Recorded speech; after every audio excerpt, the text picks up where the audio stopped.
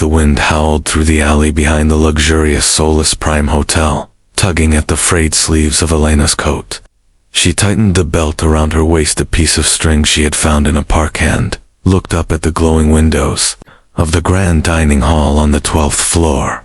Her stomach rumbled, but hunger wasn't what brought her here tonight. Inside that building was Lucas Vance, a man who had everything money could buy, except the use of his legs. Alina, only 10, had waited 3 nights to catch him. She knew his schedule. His black SUV with tinted windows always arrived at the rear loading dock around 6:30 p.m. when he exited through the kitchen after private functions. She waited there now, standing quietly beside the trash bins, clutching a crumpled grocery bag filled with tattered notebooks, a broken USB, and a hand-drawn label, Project Spark, for someone who still believes. Her fingers were numb, but her mind burned with her mother's voice. Someone has to finish it. Alina, don't let it die with me. Someone will listen. Someone must. Suddenly, the steel door swung open. 2 suited men stepped out first, scanning the area. Then came the sleek black wheelchair. Lucas Vance sat tall and handsome, dressed in a custom-cut navy suit, an elegant watch gleaming under the overhead lights. His expression was sharp, unreadable. His legs, unmoving, rested heavily on the footrests. Alina stepped forward with courage that surprised even herself. "Excuse me, sir," she called out, her voice wavering. "Mr. Vance." The guards flinched and moved toward her instantly, but she raised her hand high, the bag trembling in her grip. Please. Just listen." Lucas raised a brow. "Hold on," he said to his guards. "Let her speak." Alina took a step forward. Her boots squeaked with water, and her face was streaked with raindrops or maybe tears. "I want to trade you something," she said quietly. "Your leftovers, for a cure." The guards scoffed. Lucas gave a dry laugh, shaking his head. "Leftovers? What is this? Some kind of trick?" "No trick."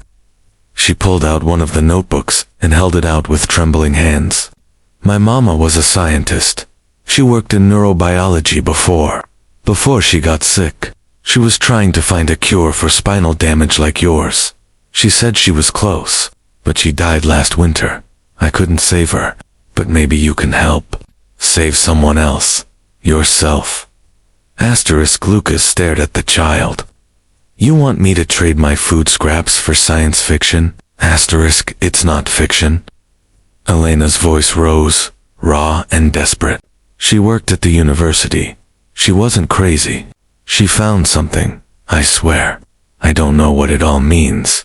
I'm not a scientist, but if someone smart looked at it, someone like you, then maybe it could help. Please, I'll give it all to you. I just want someone to see it." Lucas leaned back, amused but slightly intrigued. "What's in the bag?" "Notes, drawings, some files on a USB. She called it Project Spark." He smirked. "Let me guess, this miracle cure will make me dance by morning." "No," Alina said softly, stepping closer. "But maybe, someday, you could walk into a room without needing anyone. Maybe you could remember what it felt like to run." That stopped him cold. The guards looked to him for a sign. One raised a brow, as if to say, "Want us to throw her out?"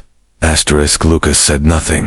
The cold rain began to fall harder, hitting the awning with a rhythmic hiss. Alina, soaked and shaking, placed the bag carefully on his lap. "If you don't believe it, throw it away. But if you don't, maybe everything changes." She turned and walked away without another word, disappearing into the wet night. Lucas looked down at the bag. His finger tapped it absently. "Let's go," he muttered, as the guards pushed his chair toward the waiting car. Lucas couldn't shake the feeling that this ragged little girl had just dropped a lightning bolt into his hands. He laughed again, but this time, the edge of doubt in his voice made it sound different. Asterisk, Lucas Vance sat alone in his private study, the city lights casting soft reflections on the sleek glass walls of his penthouse. It was just past midnight, but sleep felt like a foreign concept. The bag the girl had given him, wet, crumpled, and pitiful-looking, now sat in front of him on his glass desk like a challenge he didn't know how to respond to. Asterisk, he stared at it, then slowly reached forward and began to examine the contents. Asterisk, inside. The notebooks were yellowed and water-stained, pages curled from age and dampness. But as Lucas flipped through them, the casual smirk on his face began to fade. The writing was messy but brilliant, equations, diagrams, and theory strings that were oddly familiar to him, though coming from an entirely unorthodox approach.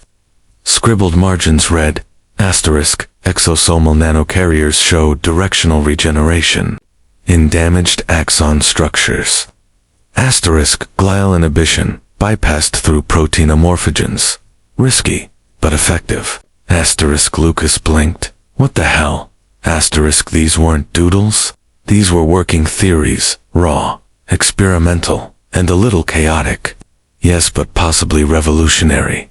He plugged the weathered USB into his laptop. A folder labeled XORM, Nerve Spark, _trials, popped up, with subfolders named Test Rats, Human Modeling, and one chillingly named Final Trial, Mama's Notes. Asterisk, as he opened the final document, a shaky video loaded.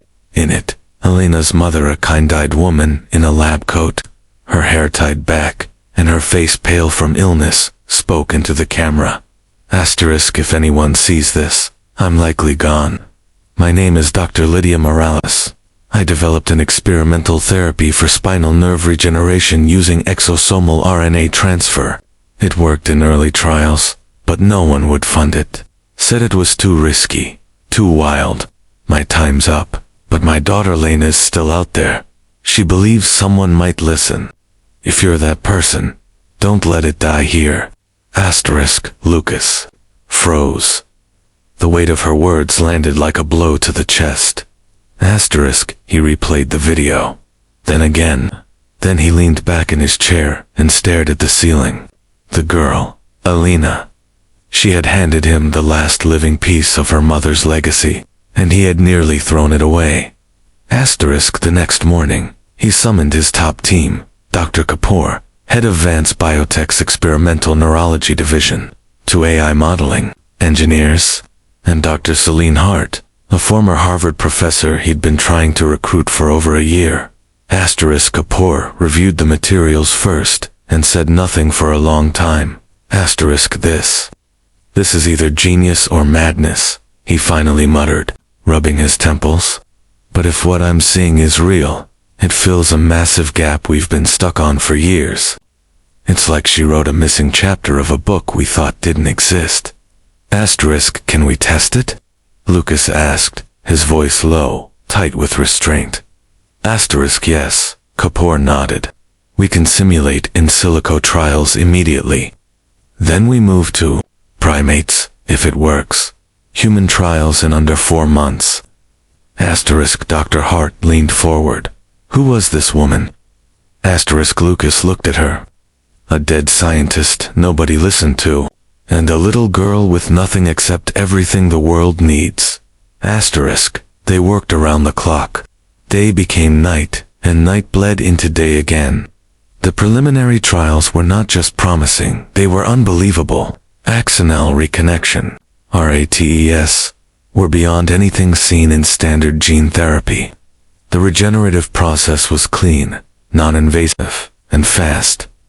Kapoor ran into Lucas's office one morning, eyes wide. The first monkey walked today, unassisted. Asterisk, Lucas's throat tightened. He closed his eyes, gripping the arms of his wheelchair. Asterisk, you're telling me it's real? He whispered. Asterisk, Kapoor nodded slowly. It's very real. Asterisk, Lucas stared out the floor-to-ceiling window at the city below. The man who had laughed in a poor girl's face just days ago now sat on the edge of a medical revolution. Asterisk. And the future he'd stopped dreaming of suddenly seemed possible. Asterisk, 3 months passed. The media had no idea what was happening behind the closed, guarded doors of Vance Biotech's private innovation lab. But something extraordinary was building something impossible just months ago. Asterisk on the surface. Lucas Vance remained the powerful CEO, with a cold reputation and a sharp tongue. But behind closed doors, the man in the wheelchair was transforming physically, mentally, emotionally.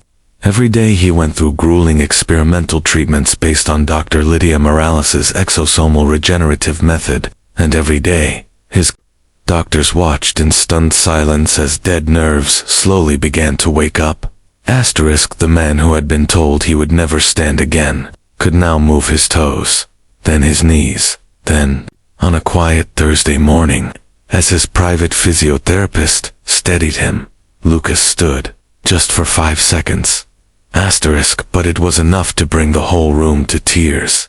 Meanwhile, in a rundown city shelter, Elena sat on her bunk bed with her backpack clutched to her chest.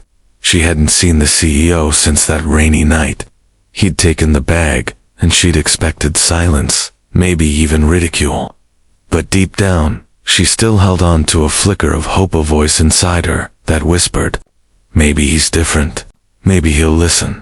Asterisk, she didn't know her name was now on a secret lab board titled Project Spark, in partnership with E. Morales Posthumous and E. Morales' daughter. Asterisk, then, one morning, a black car pulled up in front of the shelter. It wasn't loud, no sirens, just quiet luxury. A man in a clean black suit stepped out, holding a clipboard. Asterisk, Elena Morales. He asked gently. Asterisk, she stood up slowly, wary. Yes. Asterisk, you're requested at Vance Biotech headquarters. Mr. Vance would like to see you. The moment she stepped into the building, everything felt surreal. Marble floors, touchscreen elevators, people in white coats who nodded respectfully when she passed. A kind assistant escorted her up to the 40th floor of the executive level. Asterisk, there, in the center of a sleek room filled with glass and sunlight, stood Lucas Vance. Asterisk stood,